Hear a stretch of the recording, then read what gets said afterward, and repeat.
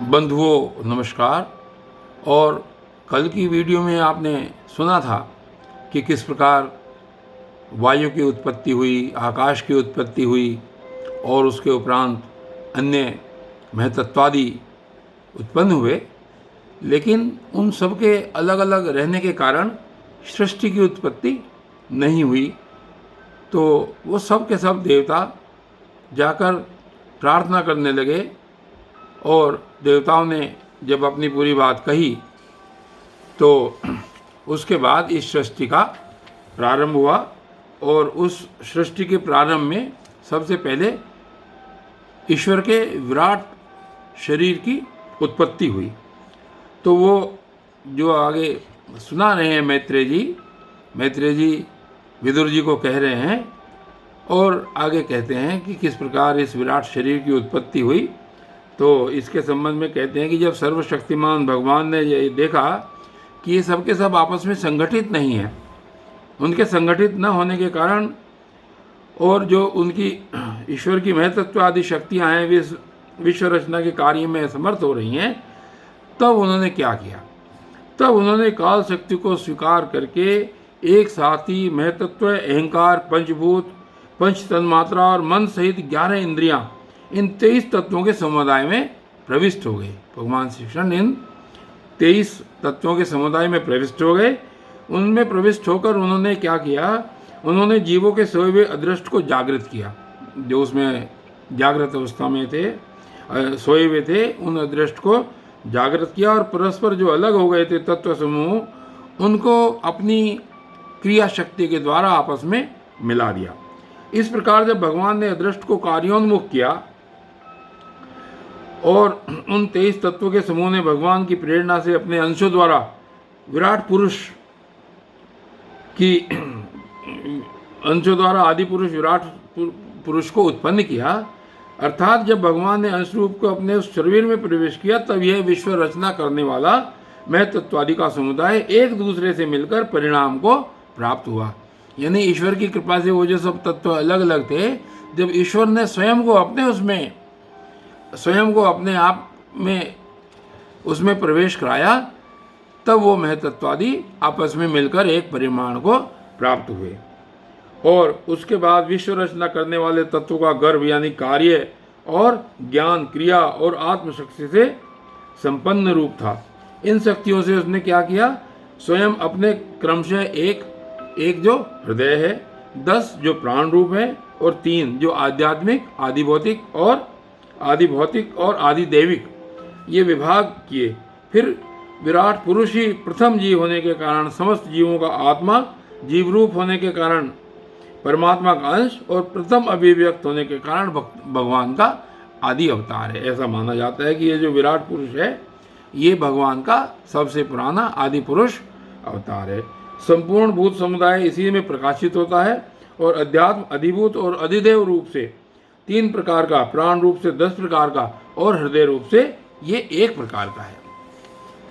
फिर विश्व की रचना करने वाले मैं तत्वादि के अधिपति श्री भगवान ने उनकी प्रार्थना को स्मरण कर, जो देवता भगवान से प्रार्थना कर रहे थे, उनकी प्रार्थना को याद करके उनकी वृत्ति को जगाने के लिए अपने चेतन रूप तेज से उस विराट पुरुष को प्रकाशित कर दिया और उसे जगाया। उसके बाद उसके जागृत होते ही देवताओं के लिए कितने स्थान प्रकट हुए, अब ये मैत्रेय जी विदुर जी को बता रहे हैं। कौन कौन से स्थान प्रकट हुए? विराट पुरुष के पहले मुख प्रकट हुआ, जिसमें अग्नि अपने अंश वागेंद्रिय के समेत प्रविष्ट हो गया, जिससे यह जीव बोलता है, मुख से यह जीव बोलता है। फिर विराट पुरुष के तालु उत्पन्न हुआ जीव, जिससे लोकपाल वरुण अपने अंश रसनेन्द्रिय सहित स्थित हुआ, जिससे ये जीव रस ग्रहण करता है। इसके पश्चात उस विराट पुरुष के नथुने प्रकट हुए, उनसे दोनों अश्विनी कुमार अपने अंश घ्राणेन्द्रिय के सहित प्रविष्ट हुए, जिससे जीव गंध ग्रहण करता है। इसी प्रकार जब उस विराट पुरुष में की देह में आंखें प्रकट हुई, तब उनमें अपने अंश नेतेंद्रिय सहित लोकपति सूर्य ने प्रवेश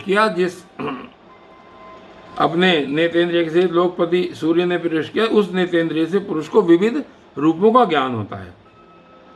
फिर उस विग्रह में त्वचा उत्पन्न हुई। उसमें अपने अंश त्वगिंद्रिय के सहित वायु स्थित हुआ, जिससे त्वगिंद्रिय से जीव स्पर्श का अनुभव करता है। जब इसके कर्ण छिद्र प्रकट हुए तब उनमें अपने अंश श्रवण इंद्रिय के सहित दिशाओं ने प्रवेश किया, जिस श्रवण इंद्रिय से जीव को शब्द का ज्ञान होता है। फिर विराट शरीर में चर्म उत्पन्न हुआ और अपने अंश रोमों के सहित औषधियाँ स्थित हुई, जिन रोमों से जीव खुजली आदि का अनुभव करता है। ये सब विराट पुरुष की प्रकार है कि विराट पुरुष की ने सृष्टि किस प्रकार उत्पन्न की, विराट पुरुष से सृष्टि और जीव किस प्रकार उत्पन्न हुआ। अब उसके लिंग उत्पन्न हुआ। अपने इस आश्रय में प्रजापति अपने अंश वीर्य के सहित प्रवेश किया प्रजापति ने, जिससे जीव आनंद का अनुभव करता है। फिर विराट पुरुष के गुदा प्रकट हुई, उसमें लोकपाल मित्र ने अपने अंश वायु इंद्रिय के सहित प्रवेश किया, जिससे जीव मल त्याग करता है। इसके पश्चात उसके हाथ प्रकट हुए, उनमें अपनी ग्रहण त्याग रूपा शक्ति के सहित देवराज इंद्र ने प्रवेश किया। इस शक्ति से जीव अपनी जीविका को प्राप्त करता है। जब इसके चरण उत्पन्न हुए तब उनमें अपनी शक्ति गति के सहित लोकेश्वर विष्णु ने प्रवेश किया। इस गति शक्ति द्वारा जीव अपने गंतव्य स्थान पर पहुंचता है। फिर इसके बुद्धि उत्पन्न हुई। अपने इस स्थान में अपने अंश बुद्धि शक्ति के साथ वाक्पति ब्रह्मा ने प्रवेश किया। इस बुद्धि शक्ति से जीव ज्ञातव्य विषयों को जान सकता है। फिर इसमें हृदय प्रकट हुआ, उसमें अपने अंश मन के सहित चंद्रमा स्थित हुआ। इस मन शक्ति के द्वारा जीव संकल्प विकल्पादि रूप विकारों को प्राप्त होता है। तत्पश्चात विराट पुरुष में अहंकार उत्पन्न हुआ। अहंकार यानी कि इस आश्रय से क्रियाशील विमान रुद्र ने प्रवेश किया। इससे जीव अपने कर्तव्य को स्वीकार करता है। अपने अहंकार के कारण ये जीव अपने कर्तव्य को स्वीकार करता है। अब इसमें चित्त प्रकट हुआ। इस चित्त शक्ति से जीव विज्ञान चेतना को उपलब्ध करता है, अर्थात उसमें चेतना आती है। इस विराट पुरुष के सिर से स्वर्गलोक, पैरों से पृथ्वी और नाभि से अंतरिक्ष उत्पन्न हुआ। इसमें क्रमशः सत्व, रज और तम इन तीन गुणों के परिणाम स्वरूप देवता, मनुष्य और प्रेत आदि देखे जाते हैं। इनमें देवता लोग सत्व गुण की अधिकता के कारण स्वर्गलोक में, मनुष्य और उनके उपयोगी गौ आदि जीव रजोगुण की प्रधानता के कारण पृथ्वी में, तथा तमोगुणी स्वभाव वाले होने से रुद्र के पार्षदगण, भूत प्रेत आदि दोनों के बीच में स्थित भगवान के नाभि स्थानीय अंतरिक्ष लोक में रहते हैं। विदुर जी आगे विदुर जी को बता रहे हैं मैत्रेय जी कि वेद और ब्राह्मण भगवान के मुख से प्रकट हुए। मुख से प्रकट होने के कारण ही ब्राह्मण सब वर्णों में श्रेष्ठ और सबका गुरु है। उनकी भुजाओं से क्षत्रिय वृत्ति और उनका अवलंबन करने वाला क्षत्रिय वर्ण उत्पन्न हुआ, जो विराट पुरुष भगवान का अंश होने के कारण जन्म लेकर सब वर्णों की चोर आदि के उपद्रवों से रक्षा करता है। भगवान की दोनों जांघों से सब लोगों को निर्वाह करने वाली वैश्य वृत्ति उत्पन्न हुई और उन्हीं से वैश्य वर्ण का भी प्रादुर्भाव हुआ। यह वर्ण अपनी वृत्ति से सब जीवों की जीविका चलाता है। फिर सब धर्मों की सिद्धि के लिए भगवान के चरणों से सेवा वृत्ति प्रकट हुई और उन्हीं से पहल उस वृत्ति का अधिकारी शूद्र वर्ण भी प्रकट हुआ, जिसकी वृत्ति से श्रीहरि प्रसन्न हो जाते हैं। तो प्रश्न उत्पन्न होता है कि शूद्र की वृत्ति से भगवान श्रीहरि कैसे प्रसन्न हो जाते हैं। यहाँ पर इसमें किया गया है श्रीमद् भागवत में कि चूँकि सब धर्मों की सिद्धि का मूल वो सेवा है और सेवा किए बिना कोई भी धर्म सिद्ध नहीं होता, तो सब धर्मों की मूलभूत सेवा ही जिसका धर्म है वह शूद्र सब वर्णों में महान है। ब्राह्मण का धर्म मोक्ष के लिए है, क्षत्रिय का धर्म भोगने के लिए है, वैश्य का धर्म अर्थ के लिए है और शूद्र का धर्म धर्म के लिए है। इस प्रकार प्रथम तीन वर्णों के जो धर्म हैं वो अन्य पुरुषार्थों के लिए हैं, किंतु शूद्र का धर्म स्वपुरुषार्थ के लिए है। अतः इस वृत्ति से ही भगवान प्रसन्न हो जाते हैं। और ये चारों वर्ण अपनी अपनी वृत्तियों के सहित जिनसे उत्पन्न हुए हैं उन अपने गुरु श्री हरि का अपने अपने धर्मों से चित्त शुद्धि के लिए श्रद्धापूर्वक पूजन करते हैं। और विदुर जी ये विराट पुरुष काल, कर्म और स्वभाव शक्ति से युक्त भगवान की योग माया के प्रभाव को प्रकट करने वाला है। इसके स्वरूप का पूरा पूरा वर्णन करने का साहस कौन कर सकता है। तथापि प्यारे बहादुर जी, अन्य व्यवहारिक चर्चाओं से पवित्र हुई अपनी वाणी को पवित्र करने के लिए जैसी मेरी बुद्धि है, जैसा मैंने गुरुमुख से सुना है, वैसा श्री हरि का सुयश वर्णन मैं कर रहा हूँ।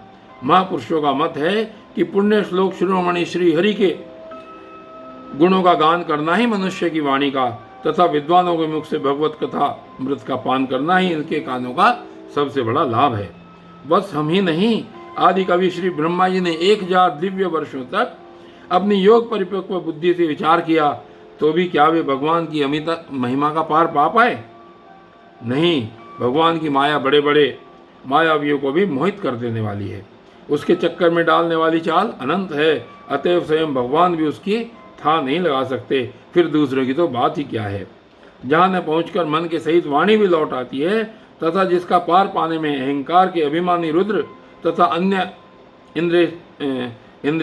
इंद्रियाधिष्ठाता देवता भी समर्थ नहीं है, उन श्री भगवान को हम नमस्कार करते हैं। ऐसा कहकर आज यहाँ पर इस छठे अध्याय की समाप्ति हो रही है। तृतीय स्कंद के छठे अध्याय की समाप्ति हो रही है और आगे की वीडियो में कल फिर सुनेंगे आगे क्या होता है। तब तक के लिए धन्यवाद।